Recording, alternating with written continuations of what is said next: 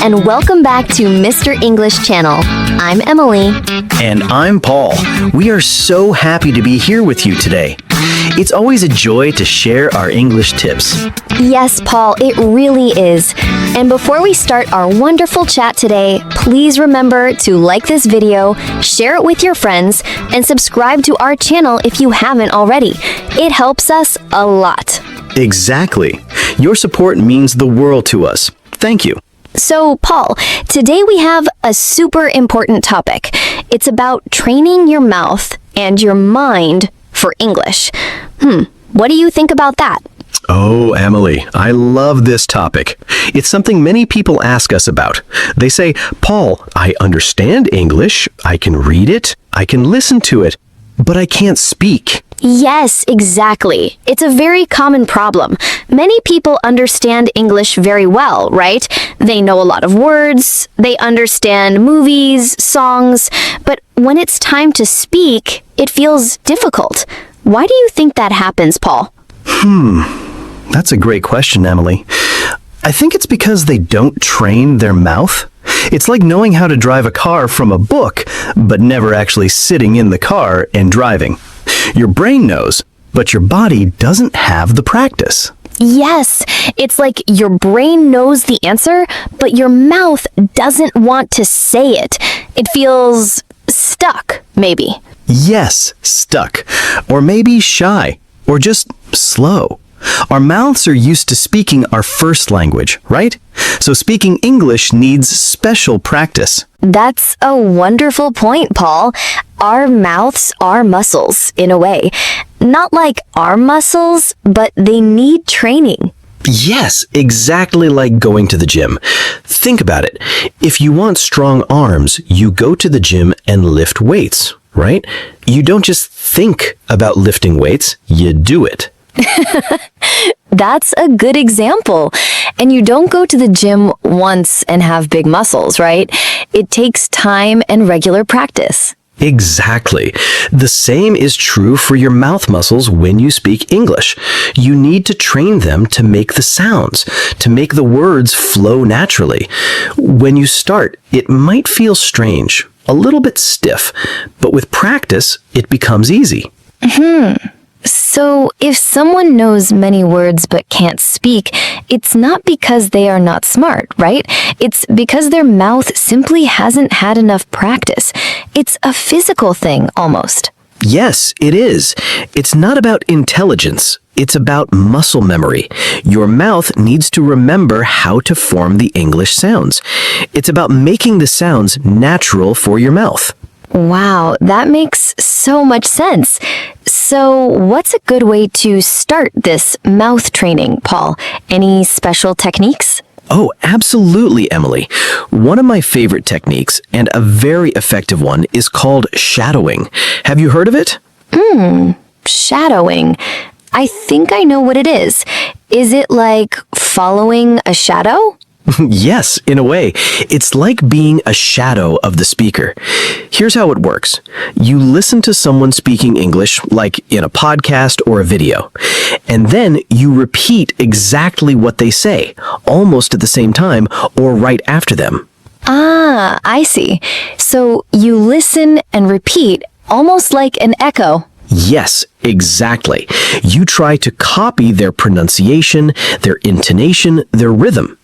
It's like you are an actor, trying to sound exactly like the person speaking. You don't just say the words, you try to feel them too. That sounds like a lot of fun, actually. So I put on a video, and if someone says, "Hello, how are you today?" I say, "Hello, how are you today?" right after them, trying to sound the same. Yes, and the important part is to not stop. Even if you don't understand every word, just keep repeating the sounds. The goal is to get your mouth used to making those English sounds in patterns. Wow, that's a brilliant idea. And it helps with both listening and speaking at the same time. You're listening very carefully to repeat, and you're speaking out loud. Precisely. And you can start with very simple things like short sentences. You can find many videos online for beginners. The key is to imitate. That leads us to our next point, Paul. After shadowing, what else can we do? I think repeating simple phrases daily is super helpful. Oh yes, repeating simple phrases daily is a game changer. It's like warm-up exercises for your mouth. When you wake up or during a break, just say some simple English phrases. Yes, sometimes people feel like they need to say very complex things to practice, but it's not true. Simple phrases help a lot to unlock your mouth. Yes, Emily. For example, phrases like, I'm ready, or I can do it, or let's go. Even good morning, or thank you. Yes, and you can say them with feeling. Like, if you are happy, say, I'm ready with a big smile. If you are a little bit tired, say, I'm ready in a lower voice. This helps your mouth and also connects words with emotions. That's a great tip, Emily. It makes it more natural. And the more you repeat these simple phrases, the more comfortable your mouth becomes with them. They become automatic. Like when you learn a new song, right? At first, you read the lyrics, but after many times, you just sing it without thinking. Exactly. These phrases become part of your English habit. And once simple phrases are easy, you can try longer ones, little by little. Now, this next tip might sound a little funny, but it's very important. Speak out loud, even if you're alone. Yes, this is my favorite one. People might look at you strangely if you do it in the supermarket, but in your home, it's perfect. Yes, don't be shy. Your home is your safe English zone. You can talk to yourself in English. It might feel silly at first, but it's very powerful. You can talk about your day, what you're doing, what you want to do. For example, I am making coffee now. It smells good. I need a cup. Yes, or I need to clean the house today. First, I will clean the kitchen, then the bedroom, or even just describe things you see. This is a book. It is red. It is on the table. Yes, and the great thing is you don't need a partner. You are your own best English partner, and nobody is there to correct you, so you can speak freely. Right. The goal here is just to make noise in English, to get your mouth used to producing sounds. Even if you make mistakes, it's okay. It's your practice time. Exactly. The more you speak aloud, the more natural it feels, and your brain starts to connect the words with the actions or objects. It's very, very effective. So, we train our mouths. Now, let's talk about our minds. Paul, how can we start to think in English? It sounds hard, right? It can sound hard, Emily, but it's a process, step by step, little by little. You don't need to think about complex ideas at first. So, not like, I wonder about the meaning of life in English right away. No, not that. Start with simple words. When you see a glass of water, think water. When you feel hungry, think I'm hungry. When you feel cold, think it's cold. Ah, I see. So instead of thinking the word in my first language and then translating it to English, I just try to think directly in English. Yes, and it's okay if you don't know all the words. Just use the words you know. And little by little, you can try to think in simple phrases, like, I need to go to the store, or the weather is nice today. Wow, this seems very helpful because sometimes when we speak, we are translating in our heads, right? And that makes us slow. Exactly. When you start to think in English, it changes your fluency. Your brain starts to work directly in English without the extra step of translation. It's like a superhighway for your thoughts.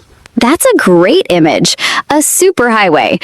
So start small with single words, then simple phrases.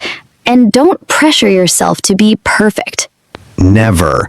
Just try. Every little bit helps, and you will feel your brain changing, becoming more English. So we are training our mouths, we are training our minds. What else can we do to make English a natural part of our lives, Paul? Ooh, this is fun. You need to make English part of your daily life. It's not just a subject you study, it's a language you live. Yes, so instead of just studying for an hour, how can we bring English into our normal day? Well, there are many ways. You can use apps for learning English, right? Just for a few minutes while you are on the bus. Yes, and videos. Watch short videos in English. Maybe a simple cartoon or a news report for beginners. Even with subtitles in English, it helps. Absolutely. And audios. Listen to English music or simple English stories. And of course, podcasts like ours. Yes, like ours. Listen to us while you are cooking or walking or cleaning. The more you involve English in your day, the faster your progress will be. It's about immersion, Emily. Even if you are not in an English-speaking country, you can create your own English environment at home. Change your phone language to English. Read short news articles in English. Look at English memes. Wow, memes. Yes, that's a fun way. It doesn't feel like studying, but you are learning words and expressions. Exactly. The more English surrounds you, the more natural it becomes. Your brain gets used to hearing, seeing, and thinking in English without extra effort. It speeds up everything. Paul, this next point is so important for all types of learning, but especially for English. It's about consistency. Ah, yes. Stay consistent. This is key. Many people think they need to study for 2 hours every day, but that's not always possible. Right. And then they get tired and they stop. But what if we do just a little bit every day? That's the secret. 5 minutes a day is powerful. Seriously, training every day, even for a short time, is much, much better than studying a lot only once in a while. Yes, it's like the gym example again. Going to the gym for 5 minutes every day will make you stronger than going for 5 hours once a month. Exactly. Small, regular efforts build habits, and habits build skills.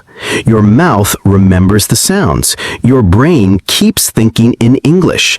It's a continuous process. And it feels less like a big task, right? Oh, I only need to do 5 minutes of English today. And sometimes those 5 minutes turn into 10 or 15 because you start enjoying it. That happens all the time. The point is to not break the chain. Every day, a little bit of English. It builds momentum, it builds confidence, and it tells your brain, English is important, we do it every day. Now, this is a beautiful point, Paul, and very important for our confidence. It's about celebrating your voice. Oh, I love this one, Emily. It's so true. Your voice in English is important. It's your voice. Yes, many people wait to start speaking until I think they are perfect. They think, my English is not good, my accent is bad, I will wait. No, don't wait to be perfect to start. You start to become better.